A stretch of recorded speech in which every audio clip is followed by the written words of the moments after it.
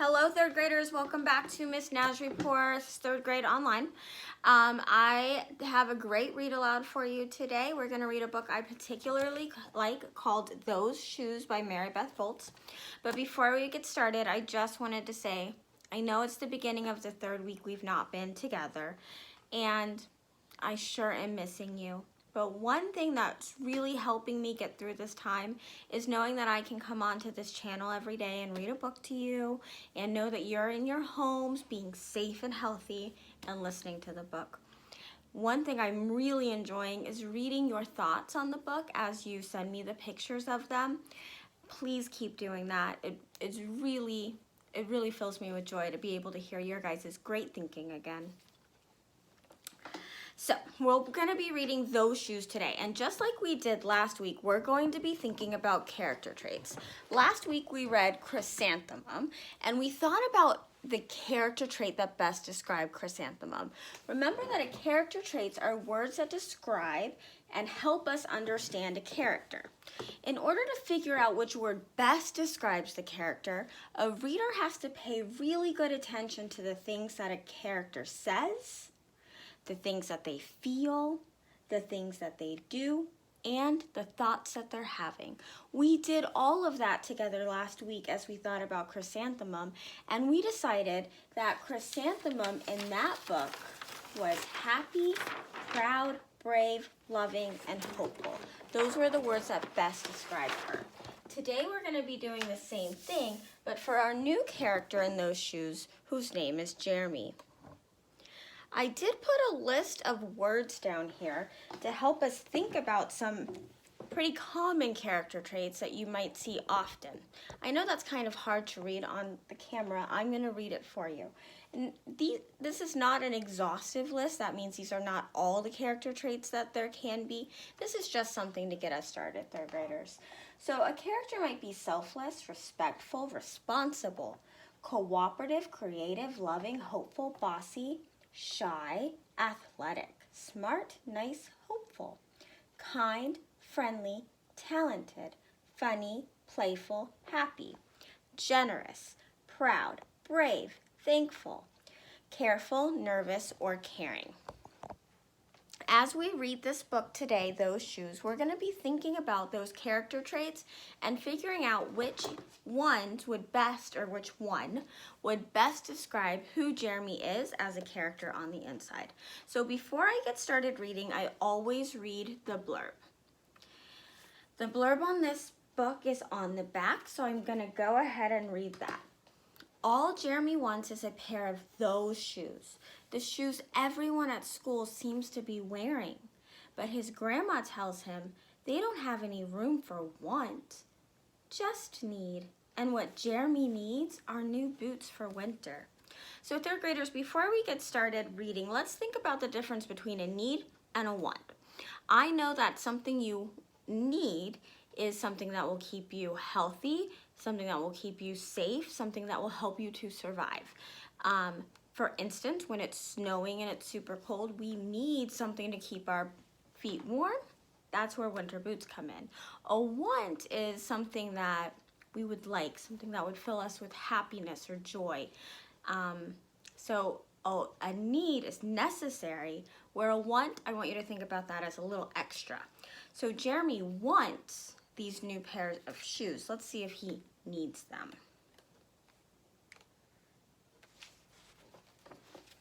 I have dreams about those shoes. Black high tops, 2 white stripes. Grandma, I want them. There's no room for want around here. Just need, Grandma says. And what you need are a new pair of boots for winter. So we can see that Grandma and Jeremy are having a conversation about need and want.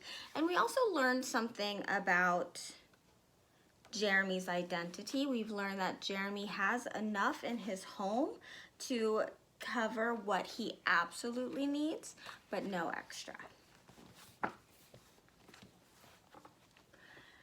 Brandon T comes to school in those shoes. He says he's the fastest runner now, not me. I was always fastest before those shoes came along. Nate comes to school in those shoes. Antonio and I count how many times Nate goes to the bathroom. 7 times in one day, just so he can walk up and down the hall real slow. Next, Alan Jacoby and Terrence each get a pair. So you can see all of his friends that are starting to wear those shoes to school.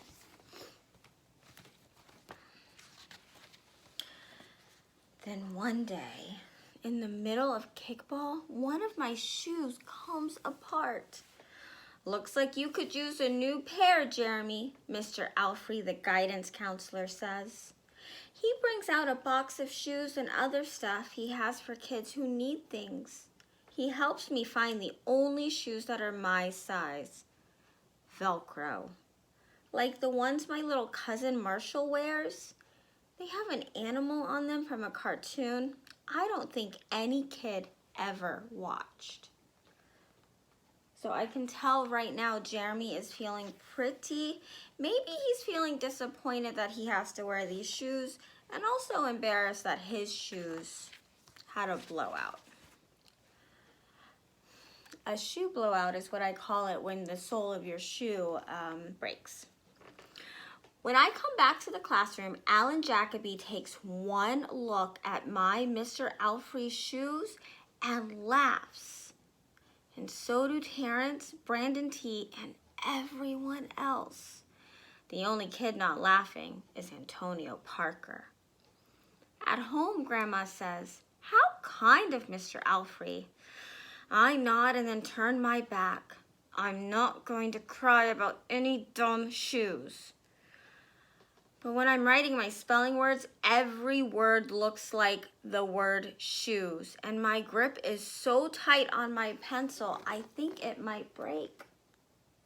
I can tell that Jeremy is feeling very upset about having to wear his Mr. Alfrey shoes and not getting the shoes he wants. On Saturday, Grandma says, "Let's check out those shoes you're wanting so much.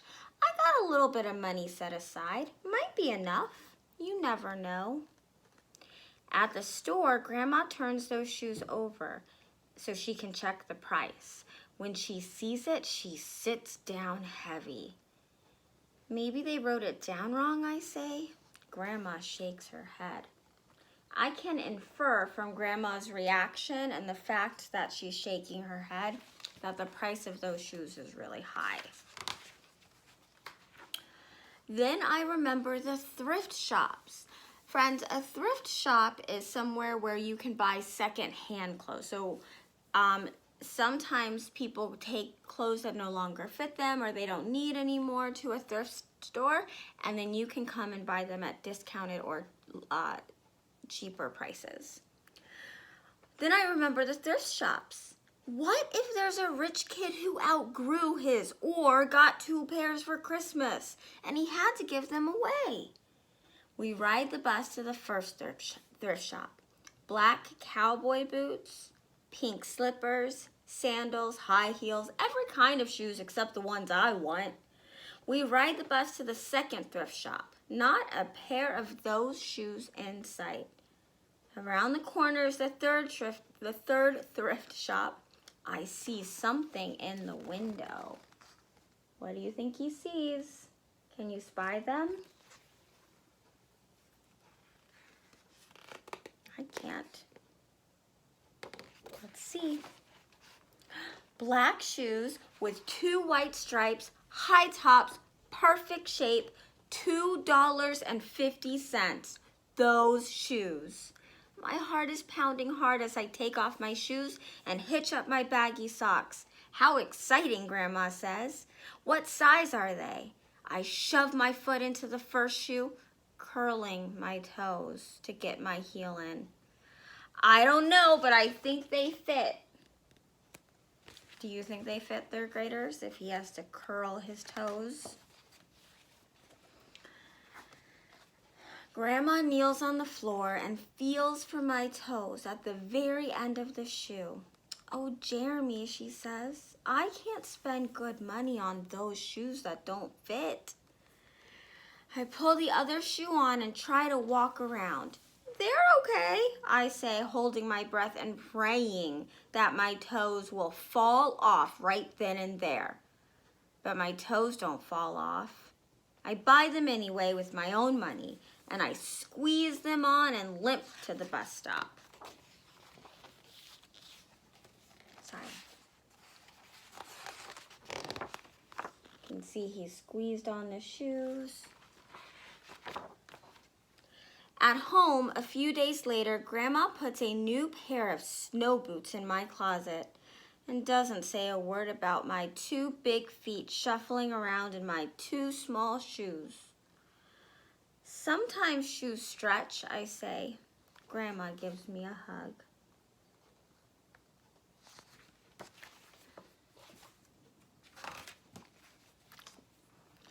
I check every day, but those shoes don't stretch. I have to wear my Mr. Alfreys to school instead. One day during math, I glance at Antonio's shoes. One of them is taped up, and his feet look smaller than mine. Do you remember Antonio? Do you remember when everybody laughed at Jeremy's Mr. Alfrey's shoes, but Antonio? After school, I head to the park to think. Antonio is there, the only kid who didn't laugh at my Mr. Alfrey's shoes.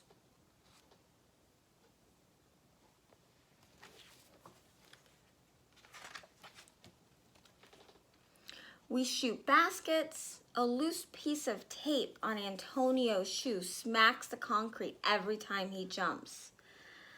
I think I'm not going to do it.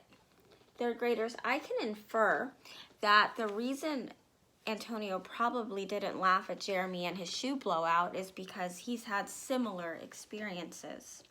Let's reread this sentence. Jeremy says, I think I'm not going to do it. We leap off the swings. I'm not going to do it. We race from one end of the playground to the other. I'm not going to do it, I say. Do what? Antonio says, breathing hard. Third graders, what do you think that Jeremy is thinking right now? What is it that he's not going to do? Feel free to pause the video and turn to somebody near you and tell them what you think, or just whisper it into your hand. What do you think he's saying he's not going to do? Let's find out. Grandma calls me for supper and invites Antonio over too. After supper, he spies my shoes. How come you don't wear them? Antonio asks. I shrug. My hands are sweaty. I can feel him wishing those shoes were his. That night, I am awake for a long time thinking about Antonio. When morning comes, I try on my shoes one last time.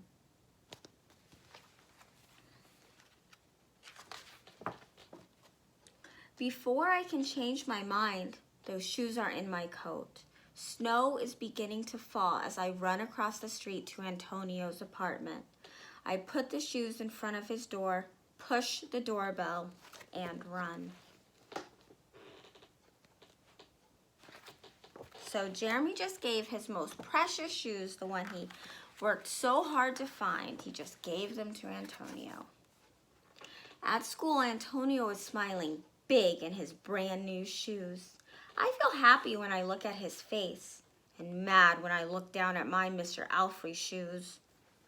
But later, when it's time for recess, something happens. Everywhere there is snow. Leave your shoes in the hall and change into your boots, the teacher announces. Leave your shoes in the hall?